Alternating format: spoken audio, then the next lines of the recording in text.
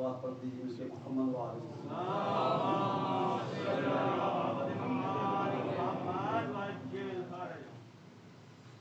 اعوذ باللہ من الشیطان الرجیم بسم اللہ الرحمن الرحیم الحمد للہ رب العالمین الحمد للہ الملک الحق المبین والعاقبۃ للمتقین والجنۃ للموحدین والنار للملحدین والصلاة والسلام والتحیۃ والإکرام علی سید الانبیاء والمرسلین ابی القاسم محمد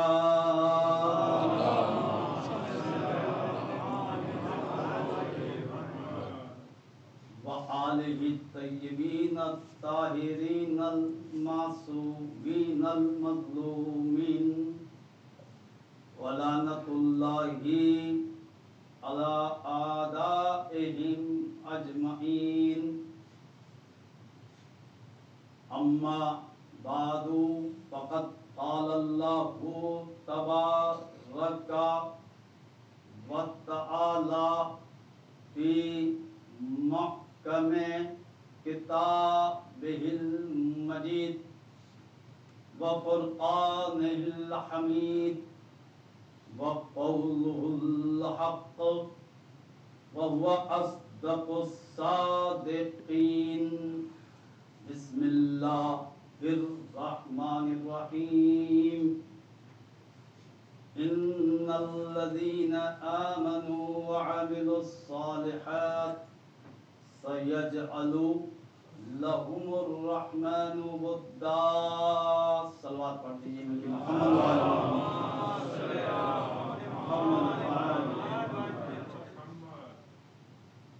عزیزان محترم عزاداران سید الشہداء شہداء کربلا علیہ السلام، محرم الحرام کے سلسلے کی عشرہ محرم کی 5ویں مجلس 4 تاریخ محرم کی گزر گئی۔ یہ سلسلہ ہدایت کا کردار معصومین علیہ السلام کے موضوع پر گفتگو کا آغاز ہوا، اور ظاہر مجالس میں مکمل سیرت معصومین، کردار معصومین کو پیش کیا جاتا ہے تاکہ ہم سیرت اور کردار کو سمجھنے کے بعد اس کو اپنی زندگی کا اور کردار کا حصہ بنا سکیں۔ یہ سب سے بڑا مقصد ہوتا ہے مجلس عزا کا، ذکر معصومین کا۔ عزیزان محترم، ہماری ایک بہت بڑی خوش نصیبی یہ ہے کہ ہم جس امام کا بھی ذکر کرتے ہیں، ہمارے پاس ایسے رہنما، ایسے ہادی اللہ کے بنائے ہوئے ہیں کہ ہم ان کی زندگی کا آغاز 40 سال کے بعد نہیں کرتے، بلکہ ہمیں بچپن کے واقعات بھی نظر آتے ہیں۔ بلکہ اگر ہم یہ کہیں کہ ہمارے امام کی بچپن کی زندگی اگر دیکھنا ہے تو اس کا آغاز ہی خانے کعبہ سے ہوتا ہے۔ جس کے عقیدے کا آغاز کعبے سے ہو تو اس کا عقیدہ ہمیشہ بلندی ہوگا، کبھی وہ پس نہیں ہو سکتا۔ یہ خانہ کعبہ سے ہمارے عقیدے کا، ایمان کا آغاز ہو جاتا ہے۔ تو ہم ظاہر ایسے ہمارے پاس رہبر نہیں کہ اگر ہم ان کے بایوگرافی، ان کا زندگی نامہ لکھنا شروع کریں تو سمجھ میں نہیں آئے گا کہ بچپن میں کہاں پیدا ہوئے، ان کے حالات کیا تھے، جوانی کیسی گزاری۔ عزیزان محترم، یہ 2 ہی موقع ہوتے ہیں، یا بچپنا ہوتا ہے تاکہ بچے کچھ سیکھ سکیں، یا جوانی ہوتی ہے جس میں انسان کا نفس طاقتور ہو جاتا ہے۔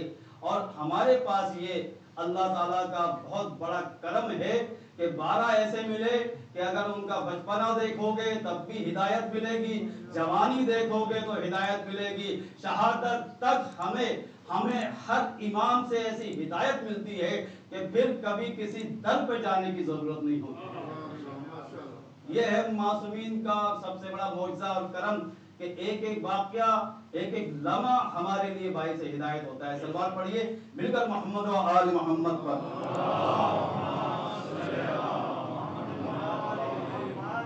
معصومین کی شخصیت ایسی شخصیت عزیزان محترم کہ آج ذکر مسلسل ہم کرتے ہیں. اس عزاداری میں دیکھیے سب سے بڑی خوبی یہ ہوتی ہے کہ جہاں پر نماز ہوتی ہے، جہاں پر مصلی بچھایا جاتا ہے، وہیں پر فرش عزا بچھائی جاتی ہے تاکہ یہ معلوم ہو جائے کہ یہ وہ عزادار ہے کہ جو امام کا ذکر بھی کرتا ہے، نمازی بھی ہے. عزادار کی خاصیت یہی ہے کہ وہ نماز بھی پڑھتا ہے، ذکر حسین بھی کرتا ہے، تاکہ یہ نہ سمجھ میں آئے عزیزان محترم کہ ہمارا عمل کچھ اور ہے. نہیں، ہمارا عمل وہی ہے جو کربلا والوں کا عمل ہے. ہم چاہتے ہی یہ ہیں کہ تاکہ کربلا سے ایک ایک عمل بھی سیکھا جائے، چاہے عقیدے کی بات ہو، چاہے ایمان کی بات ہو. یہ سب ہمیں کہاں سے ملتا ہے؟ کربلا کے واقعے سے. یہ ساری درسگاہ، سب سے بڑی دنیا کی درسگاہ کربلا معلیٰ ہے. تو یہاں سے جو ملے گا عزیزان محترم وہ ہمارے ایمان میں بھی تقویت پیدا کرے گا، ہمارے عمل میں بھی تقویت پیدا کرے گا. امام حسین علیہ السلام کا صدقہ ہے کہ جس کی وجہ سے ہمارا علم بڑھ جاتا ہے، ایمان بڑھ جاتا ہے، ہمارے عمل کی اصلاح ہو جاتی ہے. ہم ایک دوسرے کو پہچانتے ہیں تو ذکر امام حسین کے وسیلے سے. ہماری پہچان ہی یہی ہے عزیزان محترم، ورنہ ہم کسی کو نہیں پہچانتے. لیکن کیا ہے کہ جب فرش عزا پہ آتے ہیں تو پھر کوئی توجہ نہیں ہوتی کسی اور کی طرف. بس یہی سمجھتے ہیں کہ سب عزادار ہیں، سب حسین والے ہیں، حسینی بن کر آئے ہیں. تو یقینی بات ہے عزیزان محترم جب حسینی بن کر آئے ہیں تو کردار بھی حسینی ہونا چاہیے. حسین کی معرفت کے بعد انسان کبھی بے عمل نہیں ہو سکتا، بے ایمان نہیں ہو سکتا، کبھی کسی گمراہی میں مبتلا نہیں ہو سکتا، اس لیے کہ وہ حسین کو مانتا ہے. حسین کی خاصیت یہ ہے کہ چشم زدن میں انسان کو یزید بھی ہوتا ہے تو حسینی بنا دیتا ہے. یہ ہے حسین کی عظمت عزیزان محترم کہ ایک ایک لمحے ہمیں ہدایت ملتی ہے. امام حسین کا بچپنا ہے. میں نے ابھی نماز کی بات کی عزیزان محترم کہ دیکھیے عزاداری اور نماز کوئی الگ الگ چیز نہیں ہے بلکہ ایک ہی عمل ہے. یہ ایک ہی ایمان کی بات ہے، ایک میں عمل کی بات ہے عزیزان محترم. امام حسین زمانہ کم سے نہیں ہے. میں نے کہا کہ بچپنا کے واقعات، بچپنے کے واقعات ہمیں اماموں سے ایسے مل جاتے ہیں کہ وہ ہماری زندگی بھر کے لیے ہدایت کے لیے کافی ہوتے ہیں. بس امام حسین علیہ السلام کی زندگی کا آغاز میں ہم دیکھتے ہیں کہ اللہ کے رسول مسجد نبی میں نماز پڑھا رہے ہیں. بہت توجہ چاہتا ہوں، مشہور واقعہ ہے، سنا ہوا واقعہ ہے، لیکن اس واقعے کے اندر اتنے زیادہ ہمارے لیے ہدایت کے اسباب بیان کیے گئے ہیں. وسیلہ ہے امام حسین ہدایت کا. اب دیکھیے جہاں پر کیا منظر ہے کہ وہ مسجد حرام ہو یا مسجد نبی ہو، وہاں پر نماز پڑھنے کا ثواب کتنا زیادہ ہے. کوئی کہتا ہے 1000 رکعت کا ثواب، کوئی کہتا ہے لاکھ کا ثواب، یعنی بے حساب ثواب مل رہا ہے. اللہ کے رسول امامت کر رہے ہوں، اصحاب رسول اقتداء کر رہے ہوں تو وہ نماز کتنی عظیم نماز ہوگی، وہ کتنی بڑی عبادت ہوگی جس میں امامت اللہ کے رسول کر رہے ہوں، سید المرسلین کر رہے ہوں اور تمام اصحاب آپ کی اقتداء میں نماز پڑھ رہے ہوں. اب ایسے موقع پر امام حسین کا زمانہ کمسنی ہے، آپ پشت رسول پر سوار ہو جاتے ہیں. اب پشت رسول پر سوار ہونے کا مطلب جانتے ہیں عزیزان محترم. قرآن مجید میں ارشاد ہوتا ہے یا ایھا الذین آمنوا لا تلہکم اموالکم ولا اولادکم عن ذکر اللہ ومن یفعل ذلک فاولئک هم الخاسرون. اے صاحبان ایمان، تمہاری اولاد، تمہارا مال تمہیں ذکر خدا سے غافل نہیں کر دے. اگر تم نے ایسا کر لیا تو یقیناً خسارہ پانے والوں میں ہو جاؤ گے. اب حسین کون ہے؟ اولاد رسول ہے، فرزند رسول ہے. اب ایک طرف یہ آیت پکار رہی ہے کہ اے صاحبان ایمان، کہیں ایسا نہ ہو کہ تمہاری اولاد اور تمہارا مال تمہیں ذکر الہی سے روک نہ دے، غافل نہ کر دیں. اگر تم نے یہ کام کر لیا تو خسارہ اٹھانے والوں میں شامل ہو جاؤ گے. اب میں سوال یہ کرتا ہوں، ایک طرف حسین پشت پر سوار ہیں، اللہ کے رسول سجدے میں ہیں اور سجدے سے بڑی کوئی عبادت نہیں، نماز کا سب سے افضل رکن سجدہ ہے. اب یہاں پر آ کر ہمیں ایک بات سمجھ میں آتی ہے عزیزان محترم کہ حسین کرنے سے لوگ بات یہ سمجھتے ہیں کہ نمازیں چھوٹ جاتی ہیں، عبادت چھوٹ جاتی ہے، سجدے کی فرصت نہیں رہتی، نماز پڑھنے کی فرصت نہیں ہوتی. اب ہم نے یہاں پر عمل دیکھا، رسول خدا نے نہ حسین کے لیے نماز کو چھوڑا اور نہ نماز کے لیے حسین کو چھوڑا. حسین بھی ہے. صلوات پڑھیے مل کے محمد والے.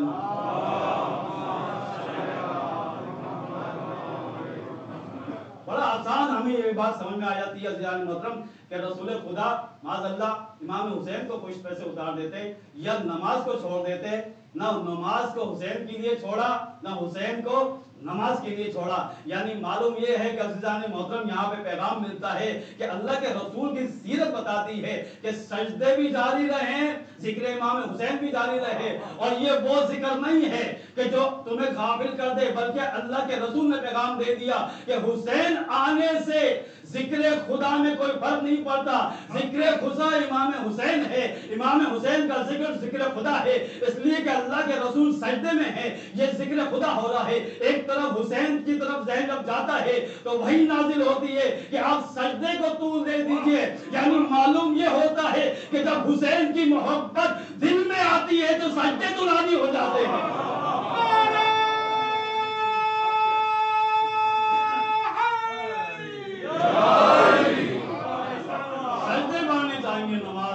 जिक्र हुसैन का सबसे बड़ा फलसफा यही है कि सजदे में इजाफा हो जाता है। अल्लाह के रसूल ज़ाहिर है सजदे में तूल देकर बता रहे हैं कि देखो जब हुसैन होता है, अगर हुसैन की मोहब्बत के साथ सजदा किया जाए तो फिर वो सजदा तुलानी हो जाता है, वो नमाज तुलानी हो जाती है। हुसैन का जिक्र आने से इंसान गाफिल नहीं होता, इसलिए कि जिक्र हुसैन ही ऐसा जिक्र है जो अल्लाह के जिक्र की तरफ ले जाता है।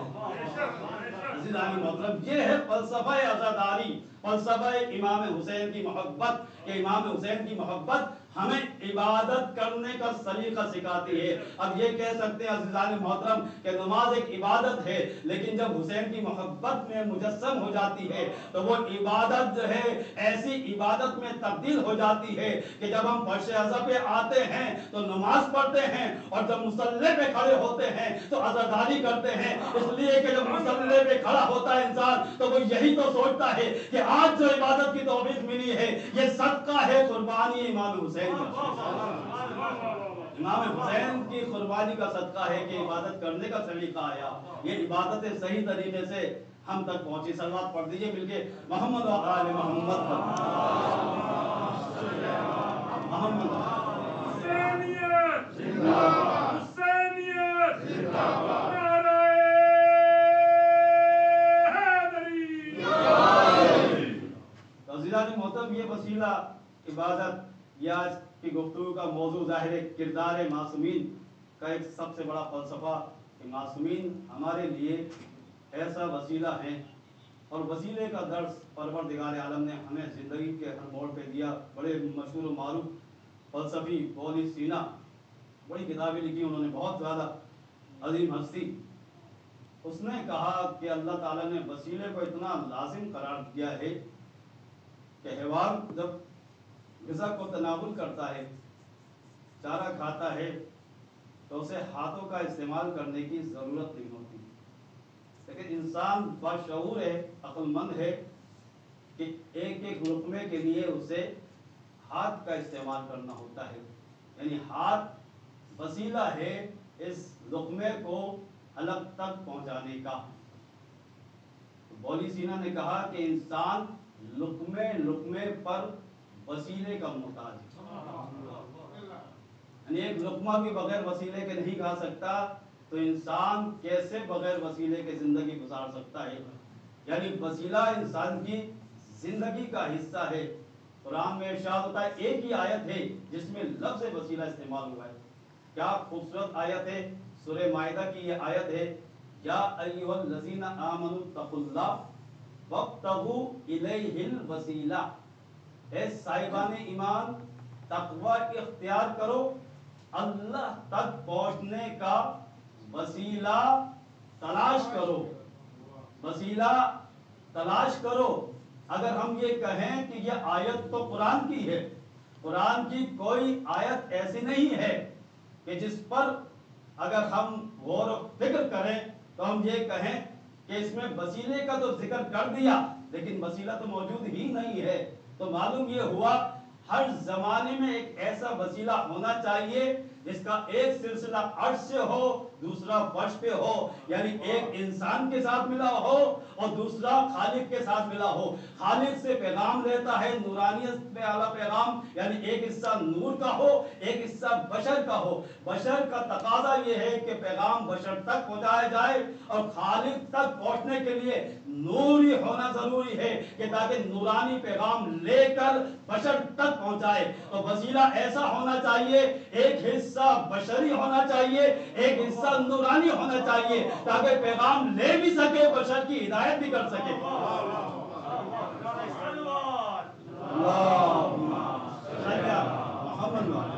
بس یہ ہے وسیلے کی خاصیت. عزیزان محترم، اس آیت کے بارے میں بہت زیادہ گفتگو ہوئی. کسی نے کہا کہ نماز وسیلہ ہے، جبکہ نماز کے بارے میں تو یہاں تک آیا ہے. امام شافعی کہتے ہیں من لم یصلی علیکم، اے اہل بیت اگر کسی نے آپ کے اوپر صلوات نہیں بھیجی لا صلاۃ لہو، تو اس کی نماز ہی نہیں ہوتی. یعنی اہل بیت کے بغیر نماز ہی نہیں ہوتی، صلوات کے بغیر نماز ہی نہیں ہوتی. تو نماز کیسے وسیلہ ہو سکتی ہے؟ نماز تو خود اہل بیت کی محتاج ہے اپنی قبولیت کے لیے، تو نماز کبھی وسیلہ نہیں ہو سکتی.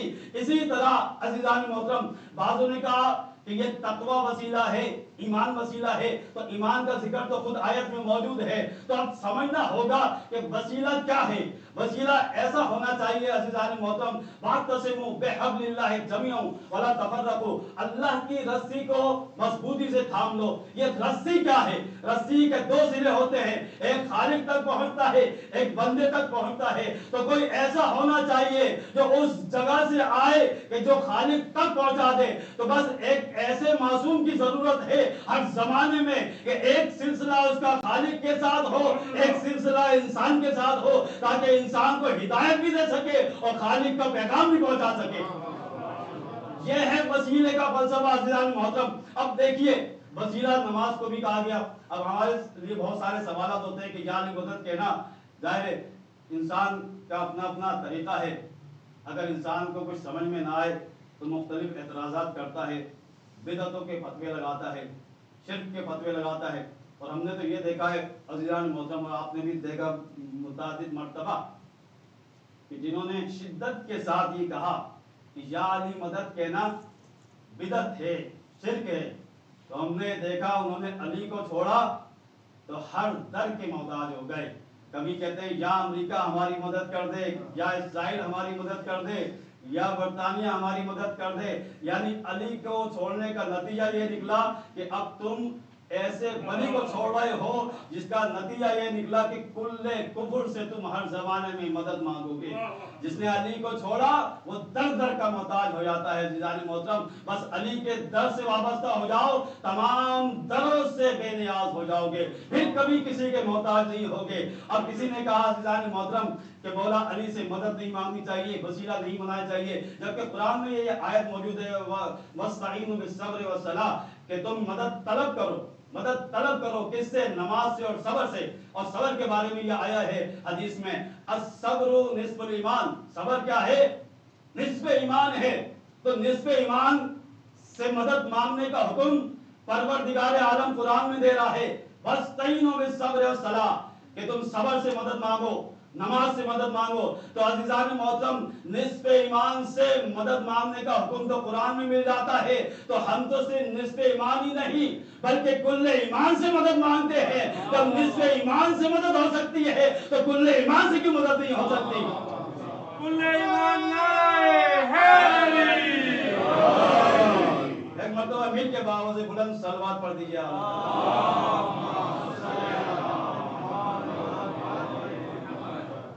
تو وسیلے کے سلسلے میں عزیزان محترم آپ حضرات کی توجہ چاہ رہا ہوں. بس یہ بات اگر سمجھ میں آ جائے تو ہمیں ایک بات سمجھ میں آ جائے گی کہ وسیلہ کتنا ضروری ہے. اور وسیلہ مکان بھی ہو سکتا ہے، زمان بھی ہو سکتا ہے. میں نے کل عرض کیا کہ خانہ کعبہ مکان ہے ہدایت عالمین کے لیے، ہدن للعالمین، تمام عالمین کے لیے ہدایت ہے. تو مکان وسیلہ.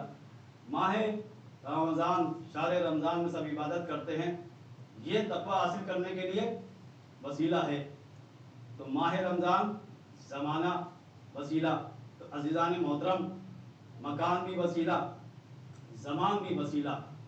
तो आप खुद समझ जाइए कि अल्लाह ताला ने मकान को भी वसीला बनाया, ज़मान को भी वसीला बनाया।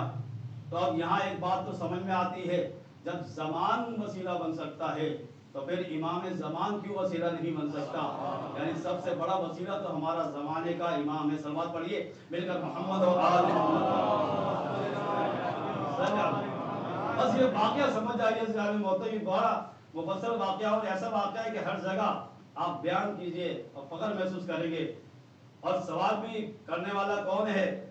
हाकिम का दरबार है, खलीफा का दरबार है, छठे इमाम इमाम जाफर सादिक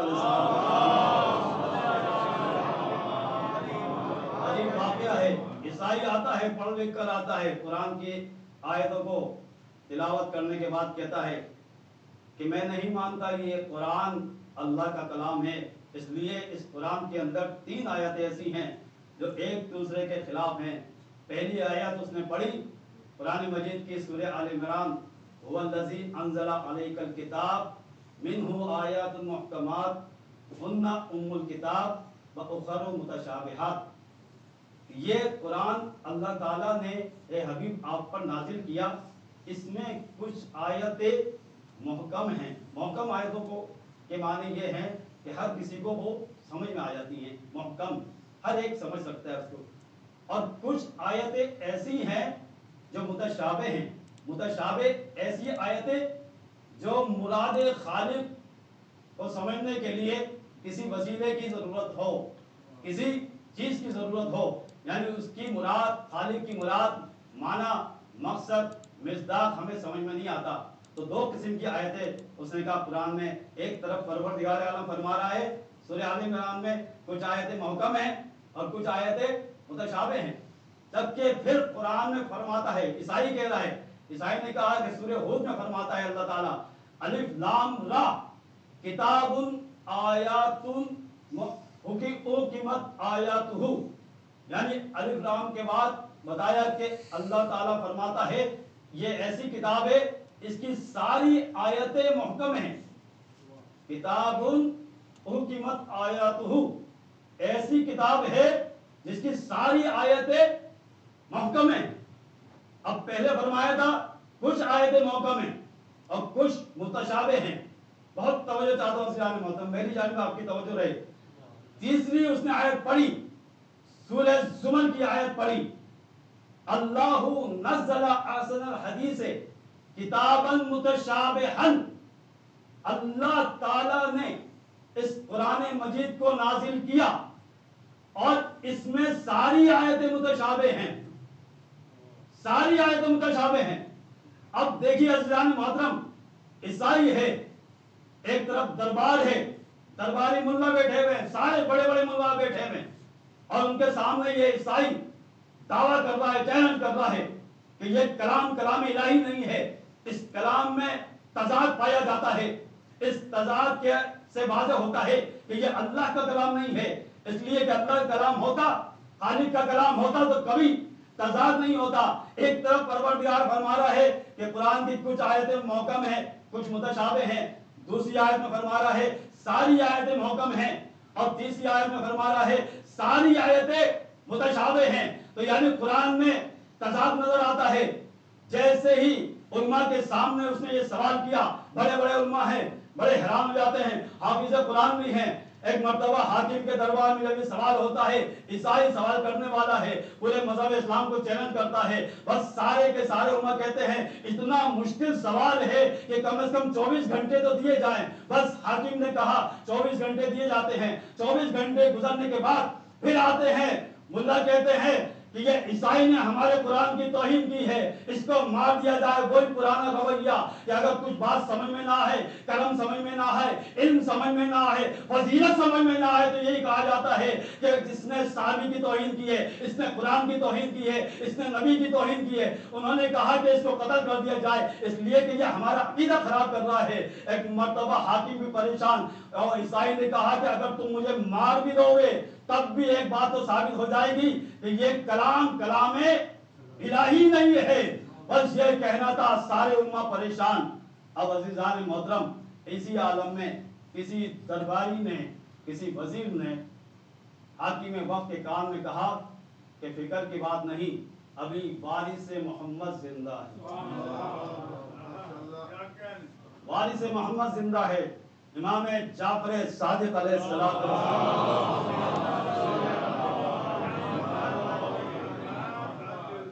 बस इमाम जाफर सादिक की खिदमत में जब सवालात रखे गए, इमाम आते हैं, तशरीफ लाते हैं दरबार में।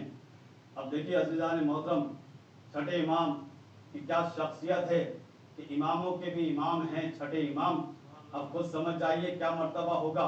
लेकिन ईसाई है, जानता नहीं है, और कितना कॉन्फिडेंट होगा वो, कितना उसको अपने ऊपर भरोसा होगा कि पूरी मुल्ला की टीम को उसने शिकस्त फाश दी, मुल्ला की टीम को हरा के बैठा है और बड़े इत्मीनान से बैठा हुआ है। बहुत रौब के साथ इमाम तशरीफ लाते हैं और इमाम को वो पहचानता नहीं है। इमाम की तरफ देखकर कहता है करूं मैं सवाल। जिस तरह उसने मुल्लाओं को डराया था, इसी तरह इमाम के सामने करूं मैं सवाल। तो इमाम ने वही लफ्ज कहा, सल अम्मा बदालत, जो कुछ चाहता है पूछ ले। यानी ये इमाम जाफर सादिक नहीं बोल रहे, वही मिंबर सलूनी इमाम अली का खून बोल रहा है कि जो कुछ पूछना चाहता है पूछ ले, मैं हाजिर हूँ। और ईसाई है बड़ा परेशान हो जाता है कि अभी तक तो मुल्ला परेशान थे, ये कौन आ गया। बस इमाम की खिदमत में आयतें पढ़ता है और कहता है कि क्या आपका ईमान है इस आयत पे कि एक तरफ परवरदिगार आलम फरमाता है कि कुछ आयतें मुहकम हैं, कुछ आयतें मुतशाबे हैं। इमाम ने फरमाया कि बिल्कुल मेरा ईमान भी है, मेरा यकीन भी है, इसलिए कि मैं वारिस किताब हूँ, वारिस कुरान हूँ। अब जाहिर वारिस कुरान के सामने जब आयत पढ़ी गई, इमाम का ईमान है का। फिर दूसरी आयत में परवरदिगार आलम इरशाद फरमाता है सारी आयतें मुहक्कम हैं। इमाम ने फरमाया ये भी मेरा ईमान है कि ये कुरान का हिस्सा है। फिर कहता है ईसाई है कि सारी आयतों के साथ साथ दूसरी जगह परवरदिगार आलम इरशाद फरमाता है तमाम आयतें मुतशाबे हैं। इमाम ने कहा बेशक मेरा इस पर ईमान है। अब ईसाई कहता है इसका जवाब क्या होगा। इमाम ने फरमाया तू समझा ही नहीं, इसलिए कि हम वारिस कुरान हैं। ये आयतें तीन किस्म के लोगों के बारे में नाजिल हुई हैं। पहले एक बात क्या है, आयत में इरशाद होता है कि कुछ आयतें मुहकम हैं और कुछ आयतें मुतशाबे हैं। दूसरी में इरशाद होता है कि सारी आयतें मुहकम हैं। तीसरी में इरशाद होता है कि सारी आयतें मुतशाबे हैं। इमाम ने फरमाया जो मुनकिर कुरान मजीद है उसके लिए पूरा कुरान मुतशाबे हो जाता है, पूरा कुरान मुतशाबे हो जाता है। फिर वो कहता है कि फिर मुहकम क्यों कहा, तो इमाम ने फरमाया जो वारिस कुरान होता है उसके लिए पूरा कुरान मुहकम होता है।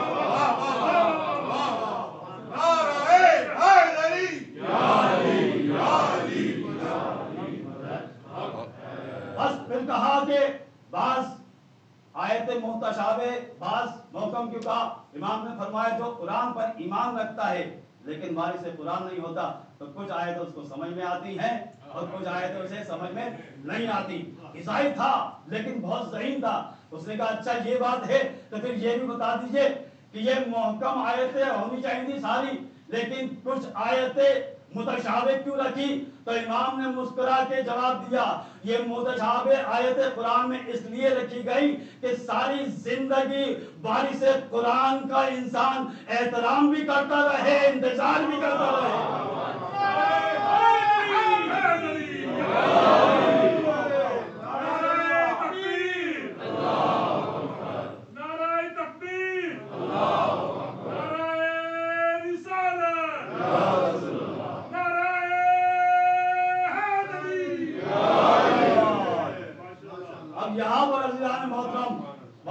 चाहता हूं एक मर्तबा वारिस से इल्मे सलूनी के मालिक और मिंबर सलूनी के वारिस ने जब जवाबात दे दिए, अब ईसाई था लेकिन जान गया था। एक मर्तबा कलमा पढ़ता है, किस अंदाज में कलमा पढ़ता है, अशहदु अल्ला इलाहा इल्लल्लाह वहदहु ला शरीका लह व अशहदु अन्ना मुहम्मदन रसूलुल्लाह व अशहदु अन्नका वसिय्यु रसूलुल्लाह हक़्क़न। मैं गवाही देता हूँ अल्लाह के अलावा कोई माबूद नहीं اور اللہ کے آخری نبی محمد مصطفیٰ صلی اللہ علیہ وآلہ وسلم ہے، وَأَشْهَدُ أَنَّكَ وَصِيُّ رَسُولِ اللَّهِ حَقًّا، اور آپ اللہ کے رسول کے حقیقی جانشین اور وصی ہیں، ایسے وصی ہیں کہ جن کو حق ہے کہ وہ وارث کتاب بھی ہیں، وارث دین بھی ہیں۔ یہ ہے عزیزان محترم وسیلے کا فلسفہ کہ ہر زمانے میں کیوں ہونا چاہیے وسیلہ۔ جب تک کتاب موجود ہے تو مولوی کتاب کا ہونا ضروری ہے، وارث کتاب کا ہونا ضروری ہے۔ اسلام اور دین موجود ہے، نہ دین لاوارث ہے، نہ زمین لاوارث ہے، نہ کتاب لاوارث ہے، نہ شریعت لاوارث ہے۔ ہر زمانے میں شریعت کا وارث بھی ہونا چاہیے، کتاب کا وارث بھی ہونا چاہیے۔ لہٰذا عزیزان محترم ہر زمانے میں جب وسیلہ ہے تو اب ہمیں سمجھ میں آیا کہ کیوں لوگ کہتے تھے کہ اگر علی نہیں ہوتے تو میں ہلاک ہو جاتا، اس لیے کہ اگر وسیلے کا انکار کرو گے تو ہر جگہ ہلاکت میں گرفتار ہو جاؤ گے۔ ہلاکت سے بچنا ہے تو ہر زمانے میں کہنا ہوگا کہ ہمارا امام ابھی پردہ غیبت میں موجود ہے۔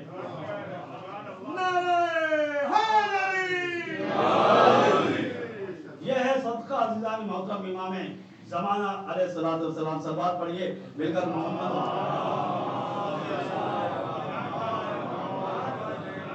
وسیلے کا فلسفہ یہ ہے کہ ہر زمانے میں وسیلہ ہونا چاہیے، ورنہ یہ آیت اس کے معنی سمجھ میں نہیں آئیں گے۔ وَابْتَغُوا إِلَيْهِ الْوَسِيلَةَ، اور عجیب بات ہے، ایک جملہ میں کہنا چاہ رہا تھا کہ اس آیت کے اندر ایک پیغام دیا گیا ہے کہ ہر زمانے میں وسیلہ ہونا چاہیے۔ وَابْتَغُوا إِلَيْهِ الْوَسِيلَةَ، وسیلہ تلاش کرنا ہے، بنانا نہیں ہے۔ بنانا تمہارا کام نہیں ہے، بنانے کا ٹینشن نہیں لینا۔ وسیلہ موجود ہے، صرف تمہیں وسیلے تک پہنچنا ہے۔ جب وسیلے تک پہنچ جاؤ گے تو اس دنیا سے عرش میں پہنچ جاؤ گے، یہاں سے خالق تک پہنچ جاؤ گے۔ وسیلے کا مطلب یہی ہوتا ہے کہ جس کے اگر دامن کو تھام لو تو وہ تمہیں خالق تک پہنچا دے گا۔ صلوات پڑھیے بغیر محمد و آل محمد۔ بس وسیلہ عزیزان محترم ہر زمانے کا وسیلہ امام زمانہ علیہ الصلوۃ والسلام، یہ وسیلہ ہے۔ یہ مجلس اعضا، یہ دین کا پائندہ رہنا، امام حسین کا ذکر ہونا، یہ عزاداری، یہ قرآن مجید، یہ شریعت، یہ اسلام، یہ قوانین، یہ باقی ہیں، زندہ ہیں۔ تو کس وجہ سے؟ کہ اس کا وارث بھی زندہ ہے۔ یہ زمین باقی ہے تو وارث زندہ ہے۔ لولا حجہ لساقط الارض بآلہا، اگر حجت خدا نہ ہو تو یہ زمین ختم ہو جائے اپنے تمام امکانات کے ساتھ، تمام مخلوقات کے ساتھ۔ اور یہی وجہ ہے پروردگار عالم نے کسی بھی زمانے میں اس زمین کو، زمین کے رہنے والوں کو بغیر ہدایت کے اور بغیر ہادی کے لیے رکھا۔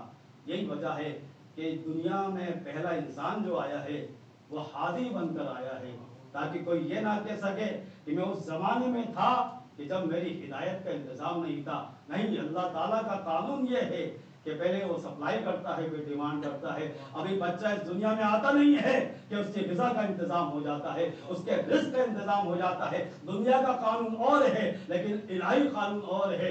ہدایت پہلے ہوگی، ہادی پہلے رہ جائے گا، محتاج ہدایت لوگ بعد میں آئیں گے۔ پہلے نبی آئے گا، پھر نبی کے چاہنے والے آئیں گے۔ تو اہل بیت علیہ السلام ہر زمانے میں وسیلہ ہے، ہمارے لیے وسیلہ ہے۔ یہ امام حسین کا ذکر بھی ہمارے لیے ہدایت کا وسیلہ ہے کہ حسین کے ذکر کر کے ہم یہ پیغام دیتے ہیں کہ دیکھو حسین کا ذکر کرو گے تمہارے اندر ایسی انسانیت آ جائے گی، پھر تم خود ایسے سے محفوظ ہو جاؤ گے، گمراہی سے محفوظ ہو جاؤ گے، بدکاریوں سے محفوظ ہو جاؤ گے، کبھی دہشت گرد نہیں بنو گے، کبھی کوئی تمہیں گمراہ نہیں کر سکتا، اس لیے کہ تم مظلوم کا ذکر کرنے والے ہو، ظلم سے بھی محفوظ ہو جاؤ گے، برائی سے بھی محفوظ ہو جاؤ گے۔ صلوات پڑھیے مل کر محمد و آل محمد۔ بس عزیزو کہ آج وسیلے کا یہ ذکر ہے، اور وسیلے یہ پوری کائنات کے لیے ہیں، چاہے غلام ہو، چاہے آقا ہو، چاہے اولاد ہو، چاہے ان کا چاہنے والا ہو، چاہے خاندان سے تعلق رکھتا ہو، چاہے بہت بڑا قبیلے کا سردار ہو، چاہے وہ غلام ہو، لیکن یہ اپنے غلاموں کو بھی مایوس نہیں کرتے۔ یہ ایسے کریم ہیں، یہ ایسے عظیم ہیں کہ اگر غلام بھی ان سے جب التجا کرتا ہے، ان کی بارگاہ میں آتا ہے تو وہ بھی مایوس نہیں ہوتا۔ امام حسین علیہ السلام نے جب دیکھا کہ چاروں جانب میرے دشمن آ چکے ہیں، ایک مرتبہ امام نے اپنے اصحاب سے خطاب کرتے ہوئے کہا کہ یہ تمام لوگ میرے خون کے پیاسے ہیں، زہرا کے لال کے خون کے प्यासे हैं ये, तुमसे इन्हें कोई काम नहीं है, तुम सब जा सकते हो। अब सब असहाब मौजूद हैं, जवाना ने बनी हाशिम मौजूद हैं। जब इमाम का ये जुमला और ये खिताब सुनते हैं, और इमाम ने फिर चराग भी गुल कर दिया, रात की तारीकी है, ताकि कोई ये ना कह सके कि शर्मिंदगी की वजह से नहीं गया। चराग गुल कर दिया इमाम ने कि अब जा सकते हो, तुमसे कोई सवाल नहीं होगा। बस जैसे ही ये खिताब ख़त्म हुआ, जानते हैं आप सबसे पहले कौन खड़ा हुआ? हज़रत अब्बास खड़े हो जाते हैं। वो वफादार अज़ादार कैसा होता है? इमाम हुसैन का मानने वाला वफादार होता है, बाकिरदार होता है, इताअत करने वाला होता है। हज़रत अब्बास ने कहा कि अगर हमारे टुकड़े टुकड़े कर दिए जाए तब भी हम आपकी इताअत से दस्तबरदार नहीं हो सकते। अभी खड़े होते हैं, किसी ने कहा कि 70 मरतबा हमें मार दिया जाए, किसी ने कहा 70,000 मरतबा अगर हमें मार दिया जाए तब भी हम आपके दामन को नहीं छोड़ सकते, इसलिए कि आप हमारे इमाम हैं। बस इमाम ने इस तरह इम्तिहान लिया, और वहाँ पे ज़ाहिर है बहुत से लोग आए हुए थे। इमाम के साथ मुख्तलिफ कबीलों के लोग थे, कोई आका था, कोई गुलाम था। आपने सुना होगा एक गुलाम था जिसका नाम जॉन था। ये जॉन जानते हैं? इस जॉन के बारे में अगर आप जानना चाहते हैं, ये हज़रत अबू ज़र गफ़ारी का गुलाम था। आपने हदिया किया था इमाम हुसैन को। सारी ये वो हस्तियाँ थी कि इनसे इतनी अकीदत थी।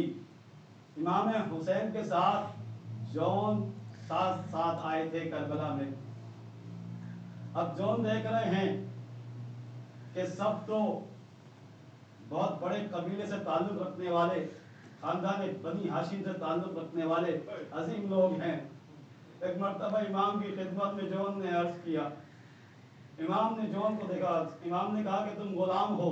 गुलाम कभी ये नहीं चाहता कि वो अपनी जान दे दे, वो तो अपने आका के साथ साथ होता है।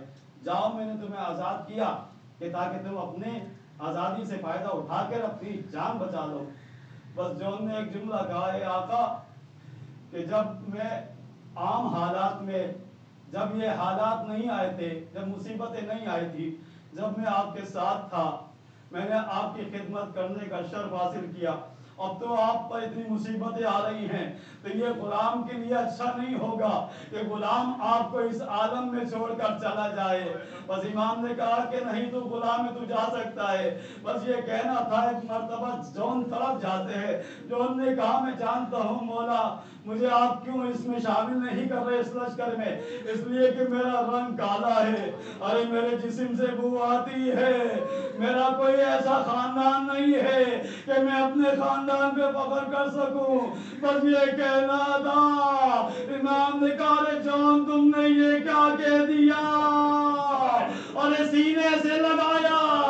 अरे जॉन कभी ये ना सोचना, अरे जिस तरह अकबर है मेरे लिए इस तरह जॉन है, अजरुकुम अल्लाह।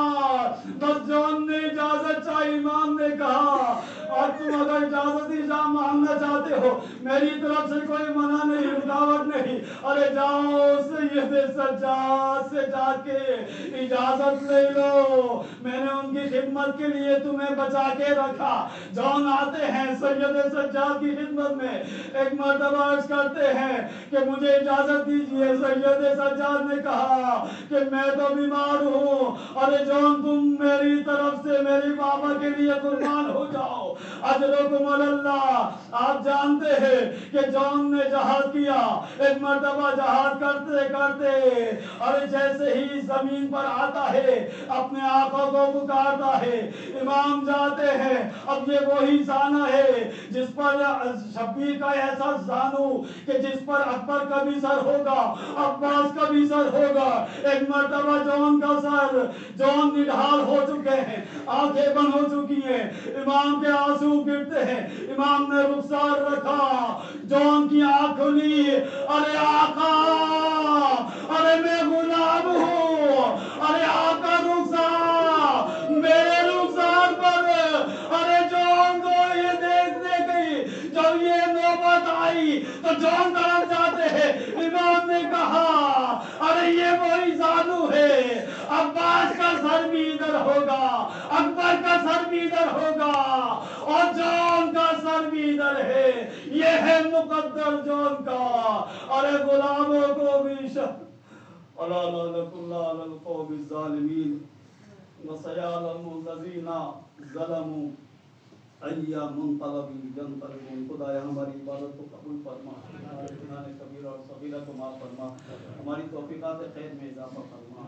محمد آل محمد کا یہ واسطہ ہمیں کربلا والوں کی سیرت کو سمجھنے کی، اس پہ عمل کرنے کی توفیق عطا فرما، علم و عمل سے آراستہ فرما، پریشانیوں کا خاتمہ فرما، بیماروں کو شفاء کاملہ عطا فرما، ہمارے دلوں میں محبت اہل بیت میں اضافہ فرما، سوائے غم آل محمد کے اور کوئی غم نصیب نہ فرما، توفیقات خیر میں اضافہ فرما، مرحومین کی مغفرت فرما۔ محمد آل محمد کا یہ واسطہ منتخب خون کربلا امام زمان الاسلام کے ظہور میں تعجیل فرما، ہم سب کو ایمان کے لشکر میں شامل ہونے کی